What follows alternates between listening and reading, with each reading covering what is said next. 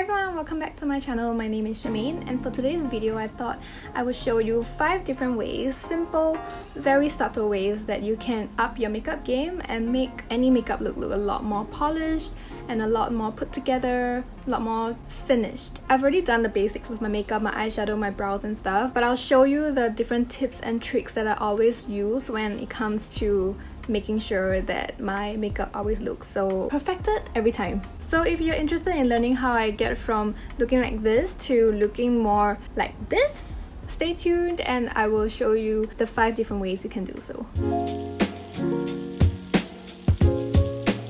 So this first step is one of the most important steps in your makeup routine, if not the most important step in your makeup routine, and that is the mascara. This might come as straightforward to most of you, but in my actual real life, a lot of the people I know, including my very own mother, they don't really like to wear mascara on the daily basis. And I'm not saying that you have to use this on a daily basis, because I know that it can be quite troublesome to put this on all the time, especially if you're not used to it. But I feel like the mascara step makes a lot of difference, the world of a difference when it comes to your makeup. Right now I'm not wearing any mascara because I just wanted to demonstrate to you how good it can be. Mascara is important whether or not you have super elaborate makeup on or no eye makeup on at all, because I feel like mascara is the one thing that helps define those lashes, especially for people like us who has next to no eyelashes or really very invisible ones.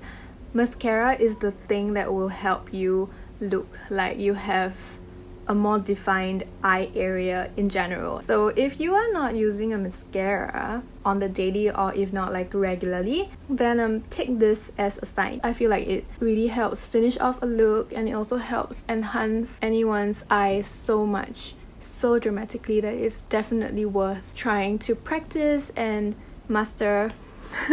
You can always use a spoolie like this one to kind of scrape off the dried off mascara that you got on your skin like I did, and it'll be brand new. Don't try to wipe it off or anything. You will just wipe off whatever work you've done down below, and it's way harder to rectify when that happens. My eyes already look a lot more wide open and bigger. This look would benefit a lot more from lashes, so I'm just gonna put on some lashes just to show you how lashes can enhance the look even more, which basically just shows you that lashes are very important. Okay, lashes are on. The eyes just gets better and better because of all the lash action going on. And then secondly, tight lining and water lining can drastically change your look. So if you do not know what tight lining and water lining is, or rather what waterline is basically this area of your lid right here, which is directly right beside where the eyes is. It's like a special piece of skin that's not really skin, I don't know what it is. And also we call it tight line when we do the one that is above here, inside. There's 2 options you can opt for when it comes to bottom lash lines.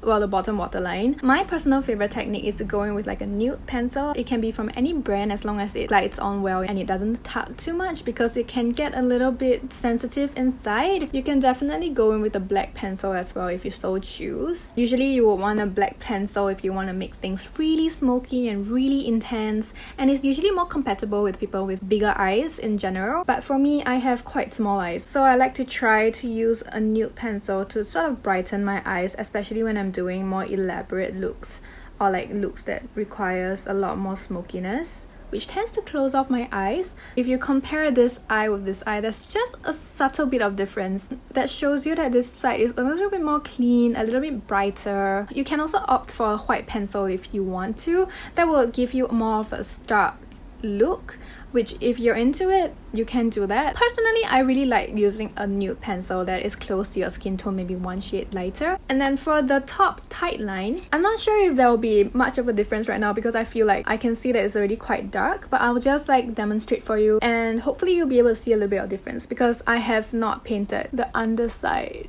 of my waterline, this tight line area, black yet. So when I actually do fill in all the gaps and make sure that all the skin tone colored shade is gone from the look, I think you can see the difference. It just kind of helps finish off this wing and make it look like it's just one line instead of something that's more unfinished in a sense. I think when you look at someone and she has eyeliner on, or when the camera picks up the eyeliner, you can technically detect some sort of like space below the lashes. It's just how the eyes works, I think. Like, you wouldn't be conscious about it, but it really helps and makes a difference. So tip number 3 has to do with eyebrows. So you can see that I already filled in my eyebrows, and to do that I use what I usually use, which is my Fenty Beauty Snap Shadows in number 7 Cadet. And you can see that it kind of doesn't really match my hair very much, and it looks a little odd and it looks a little undone still. Let me introduce you to the magic of brow gels or brow mascaras. Brow gels and brow mascaras are two different things. A brow gel is something that has more of like a holding power to the formula, which as the gel part suggests, is just really hair gel for your eyebrows. It comes in a little delivery system, quite like this one, which is like a tube and a spoolie. But this one that I have right here is a Korean brand. This is the 3CE Style Nanda Eyebrow Mascara. I have it in a shade gold brown, and and this is a purely just like a tint your brows the color that you want sort of product. The color is really important, I feel, for brows, because sometimes when you have like dyed hair, your brows are naturally your natural hair color, and it doesn't always necessarily match your hair color. For me, I have really golden ends to my hair.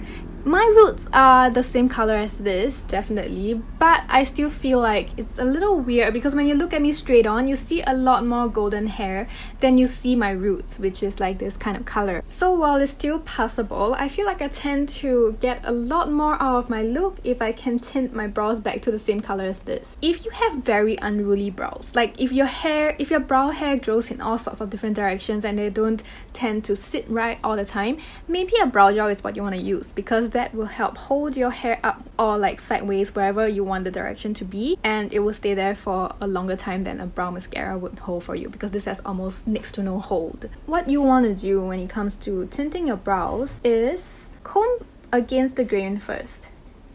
I like to start from the tips and comb it down because the tips grow upwards. For these hairs on the tail end, they like to grow outwards, so I'll comb them inwards against the grain, and when you get those coated, comb it all back to the direction that you want them to be in. Ideally, you want them to be in the direction that they have grown out of, but sometimes they grow out a lot more downwards than you are happy with. So for me, I like to comb them up like 45 degrees upwards, which is not how they come naturally. From this comparison, you can already tell that this side just looks so much better than this side, because this brow is like, I don't know how to do brows, but this one, I sort of look like I have brows naturally like this, and I just kind of like casually filled it in and stuff. So like, to break it down, it is partially the color and also how you set the hair down to the direction that you want. It's something about the lines of the hair that helps with the lifting of the entire area visually. It's all about creating illusions when it comes to makeup.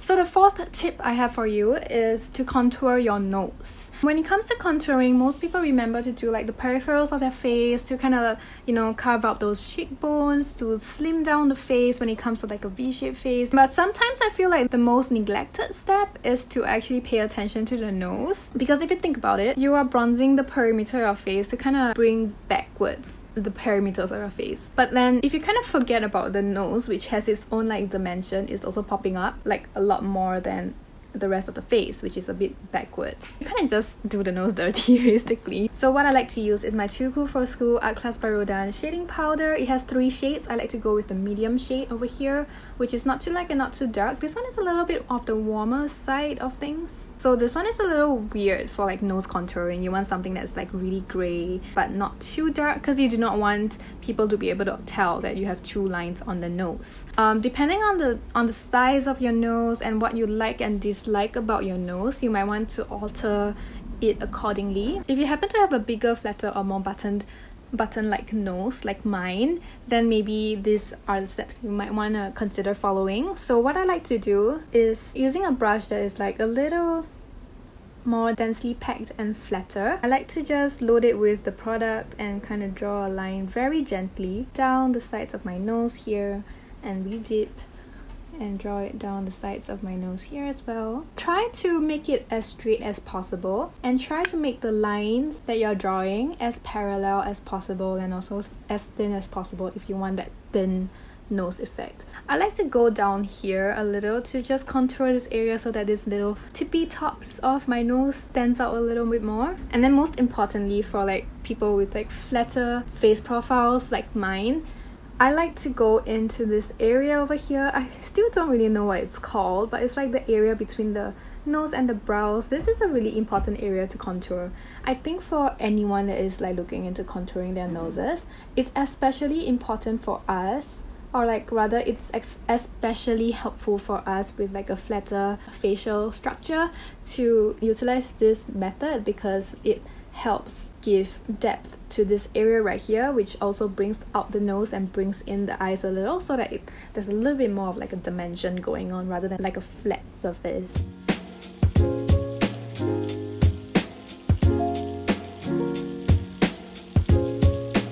Then the last and final tip I have for you today is something I never thought I would actually share with you. But recently I've discovered that lining the lips, when done right, can look very nice actually. If you are also like me and you do not like the borderline chola look, where it's like super dark on the outside and like nude lip gloss all over, and even though most people blend it in a little to kind of make it like a contour shade, it still turns out to look a little bit more like a demarcation that looks a little like cartoony and weird. As long as I can see that lip liner has been used, I don't like the look. But it has been trending for a while, which confuses me to no end. But if done right, I don't really own like lip liners because obviously I never really believed in it. But luckily I found this color. This is like it's basically like a my lips sort of color. It's like a pinky tone. You want to kind of trace out the lip line where it stops. I think the reason why people use lip liner is because like most of us are not born with perfectly lined lips. So if you can see right here, my lips are actually a little jagged here in terms of like the pigmentation area. There is luckily a very defined line where I can see where my lips are, and a lip liner that is of your lip color can help with perfecting that edge and make it look more like filled in and stuff just by, you know, going over it. So I'll just show you how it goes.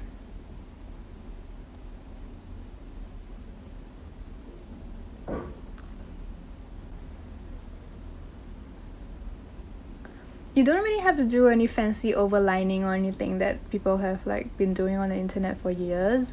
All you need to do is to make sure that you line and cover up and fill up that area that is like bordering the lips in a sense. It's still on the lip line, it's just, you know, it's just perfecting it, perfecting the line that is already there. For my Cupid's bow, I'm gonna do half. And drawing it down like so. Just following how my lips are naturally and filling it in.